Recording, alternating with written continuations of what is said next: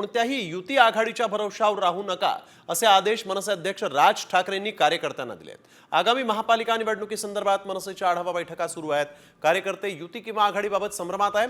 अशात कार्यकर्त्यांचा घोळ थांबवण्यासाठी राज ठाकरे यांनी स्वतंत्र तयारीचे आदेश दिलेले आहेत। तर जे साफ मनाने येतील त्यांच्या सोबतच युती करू असं ठाकरे सेनेचे नेते आदित्य ठाकरेंनी सांगितलेलं आहे।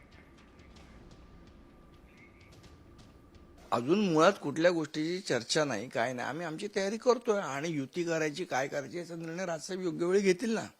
स्वबळावर लढण्याची पण तयारी आहे। आमची तयारी तर आम्ही नेहमीच आमची तयारी चालू ठेवलेली आहे। युती होणार, आघाडी होणार, काय होणार याचा निर्णय राजसाहेब करतील योग्य वेळी। त्याच्याबद्दल आम्हाला चिंता करायची गरज नाही। ते सक्षम आहेत त्याचा निर्णय करायला।